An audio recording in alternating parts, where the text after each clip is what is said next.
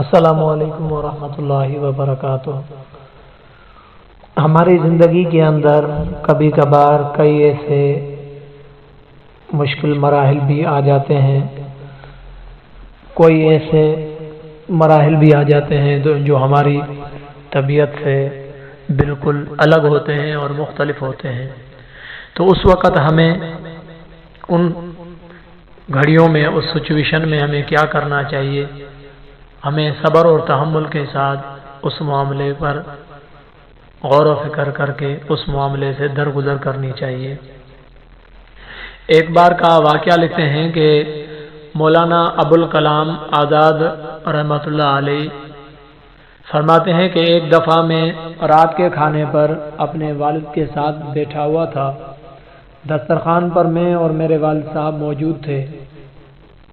کھانا تناول کرنے کے لیے ہم نے تشریف رکھی ہوئی تھی، تو میری والدہ نے دسترخوان پر آ کر روٹی سجائی، روٹی رکھی، تو ان میں روٹی جلی ہوئی بھی موجود تھی، جو میری والدہ سے غلطی سے، غفلت کی وجہ سے وہ روٹی جل چکی تھی۔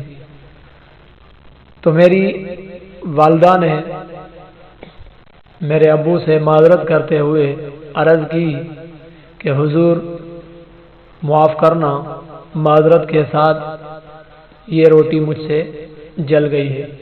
لیکن میں نے اپنے والد کو گھورتے ہوئے دیکھا کہ ان کے پیشانی پر کوئی بھی ایسا ناراضگی کی وجہ سے بل یا کوئی اس کے اندر ناراضگی کے اظہار کے نشانات، اثرات مجھے نظر نہیں آئے۔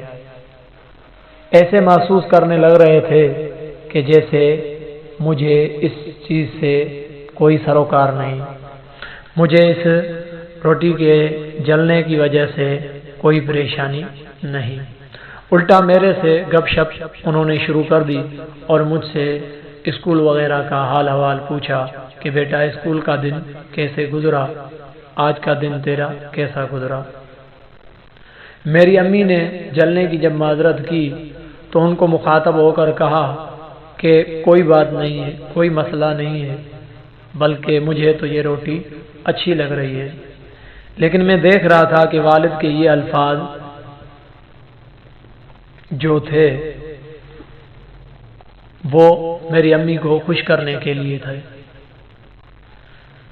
لہذا بعد میں روٹی کھا کر جب ختم کی، برتن اٹھ گئے، دسترخوان کو لپیٹ دیا گیا، بعد میں دیر سے جب سونے کا وقت ہوا تو میں ابو سے سونے کی اجازت لینے کے لیے اٹھا، اور اس وقت میں نے اپنے والد سے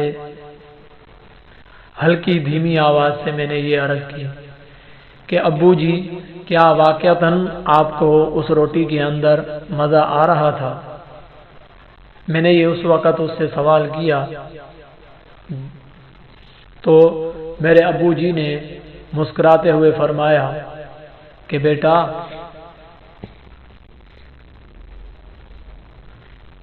کہ جلی روٹی اتنا نقصان نہیں پہنچاتی جتنا کہ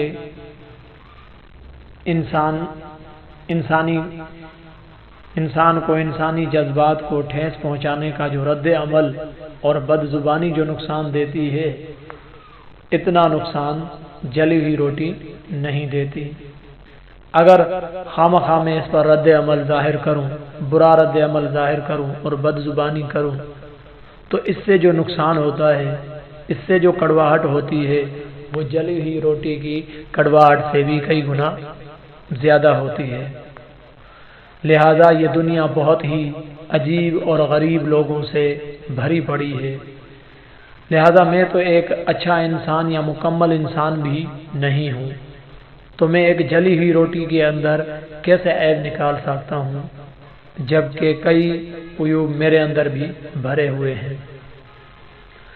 لہذا مجھے تو یوں لگتا ہے کہ ہمارے ارد گرد کے لوگ غلطیاں کر سکتے ہیں، ایک دوسروں کی غلطیوں سے بچنے کے لیے ہمیں ایک دوسروں کی غلطیاں معاف کرنا چاہیے ہمیں ایک دوسرے کی غلطیوں سے درگزر کرنا چاہیے۔ یہ درگزر کرنا دراصل رشتوں کے لیے اچھا رکھنے کا سبب ہے۔